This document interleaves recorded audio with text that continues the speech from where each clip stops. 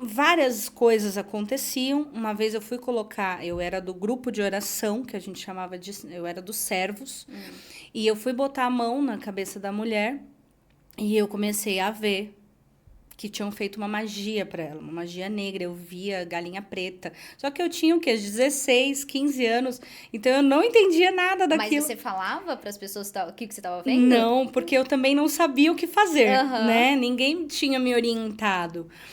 E aí eu lembro que parecia que eu tava a menos 10 graus, assim. Eu comecei a tremer tanto que meus dentes tremiam de frio. E o padre me levou pra capela, orou por mim. E eu falava pra ele o que eu tinha visto. E ele rezando, eu fui pra minha casa. Eu fiquei até umas 5 da manhã nessa situação. Sentindo um frio extremo e os meus dentes extremos.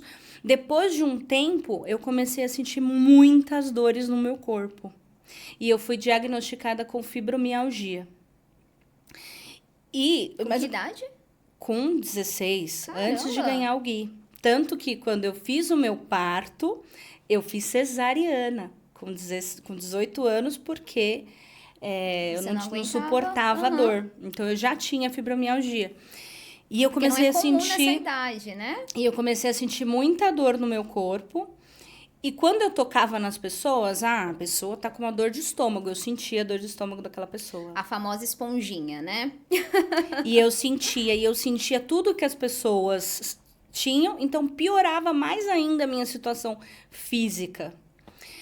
Chegou uma hora que a igreja me expulsou, eu engravidei, aquela história toda. Eu fui no centro espírita.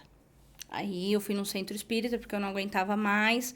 E a mulher fez na época, era um reiki, um passe, eu não lembro direito. E eu tava com muita dor na garganta.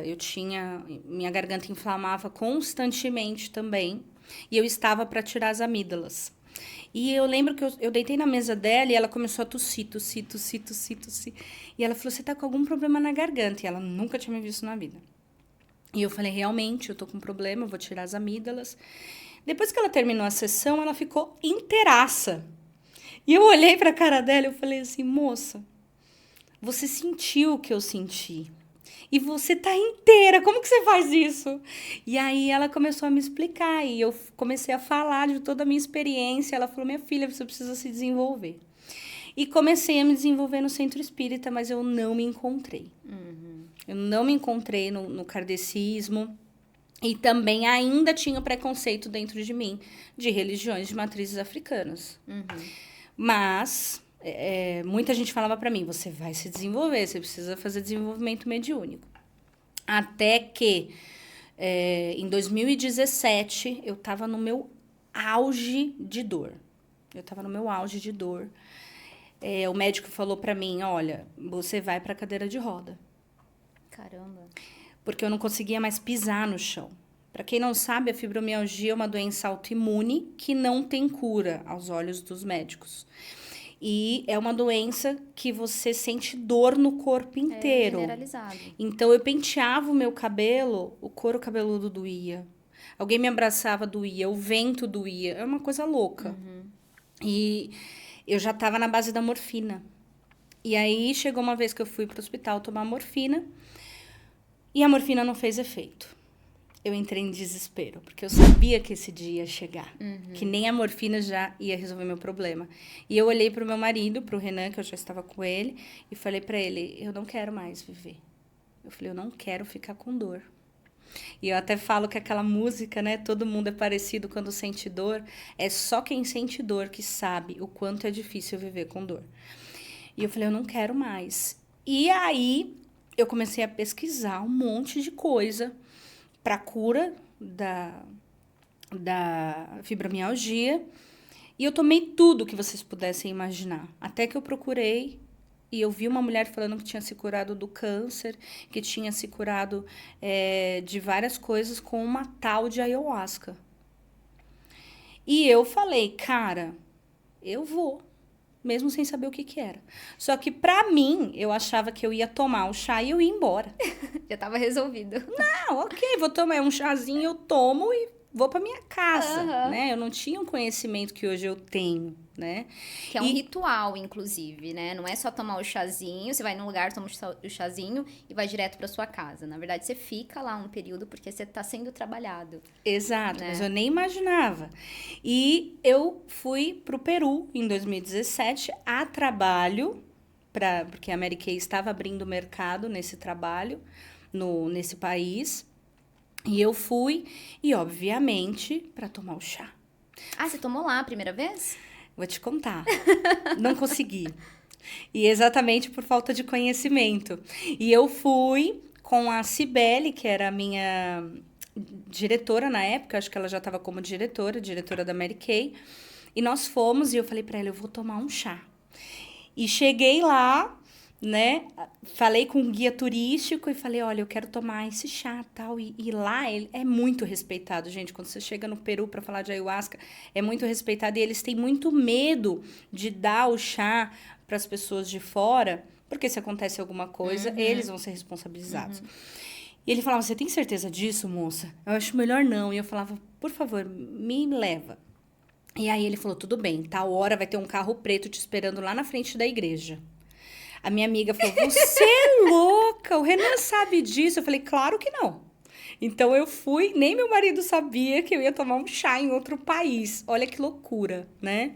Não aconselho vocês a fazerem isso, tá? E fui pra lá com toda essa bagagem que vocês ouviram da minha infância, traumas, e parece que isso estava borbulhando dentro de mim, e eu não sabia o que fazer com tudo isso, né? E depois que eu fiz o método CIS, parece que a situação piorou mais. Aham. É engraçado porque, assim, quando eu comecei no meu processo de desenvolvimento pessoal, o meu maior medo era começar a, sei lá, discriminar muitas coisas. Porque quando a gente busca o conhecimento, né, busca se conhecer um pouco melhor para tirar essas travas que a gente expande demais, né? E parece que é algo que vai solucionar. De fato, isso acontece, né? Mas a jornada, ela não é. Não, na verdade, todo mundo fala lindo, né? Ai, Lindo, o não é. autoconhecimento. É Ou muito venha fazer um desafiador. processo de autoconhecimento. O método CIS é maravilhoso, tá? Mas ele quase me enlouqueceu.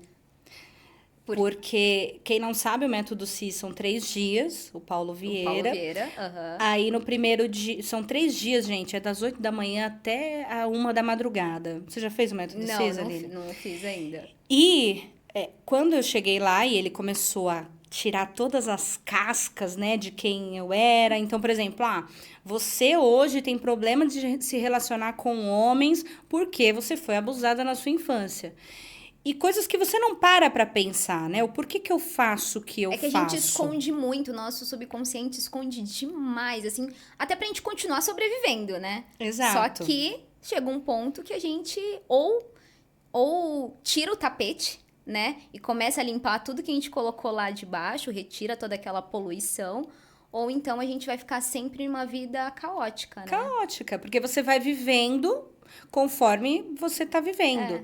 E tratando pessoas, às vezes, erroneamente. Você não sabe, porque tudo que você faz tem um motivo. Sim. Resumo, eu descobri que o que eu era, no método CIS, não era o que eu nasci para ser, né? Mas o que a vida me tornou. Aham. E quando eu olhei para aquela bandeja cheia de problemas, eu não sabia como lidar. Aí no segundo dia eu liguei pro meu marido. Falei, eu não vou voltar para casa. E ele falou, como assim? Eu falei, não tenho condições de voltar para casa. E eu aluguei um hotel do lado do AMB, que era onde estava tendo o CIS, e fiquei lá, chorando a madrugada inteira e pensando, o que eu vou fazer com tudo isso? E hoje eu entendo que o que piorou a minha fibromialgia foi tudo isso. Foi toda essa questão emocional que eu trouxe para cima e depois eu não soube lidar com isso. Aí fui pro Peru. Não imaginava também que essa busca pela medicina de cura iria me trazer esse processo de autoconhecimento. E aí fui para lá, encontrei o carro preto, fomos pro lugar. E uma xamã lá, né, do Peru, maravilhosa, fez uma limpeza em mim, que eu saí de lá flutuante. E ela falava tudo do meu passado. E ela falava pra mim, você precisa aceitar para curar, em espanhol. E eu falava, cara, mas aceitar o quê? Já aceitei tudo. Né? O que eu tenho que aceitar para curar isso? E ela só repetia isso como um mantra. É preciso aceitar para curar, é preciso aceitar para curar. E me limpando, e aí eu falei para ela, tá bom, eu quero tomar o chá. E ela, não, você não vai tomar o chá. Eu falei, por que não? Eu preciso ir embora amanhã. Paguei caríssimo nessa viagem pra vir aqui na fonte do negócio e você tá falando pra mim, não. Não, porque você comeu carne. Porque você bebeu. E eu tinha realmente bebido nos 3 últimos dias e comido carne. E eu não sabia dessa preparação. Eu saí de lá frustradíssima. Você não tinha contado. Ela olhou pra você, te escaneou e falou... Me escaneou. Não. Falou tudo. E eu falei, um dia eu vou voltar para tomar um chá com essa mulher. Tá bom. E realmente eu voltei o ano passado. E aí eu levei toda a minha família para aprender com eles, né, a como servir o chá aqui no Brasil. E depois a gente chega nesse ponto.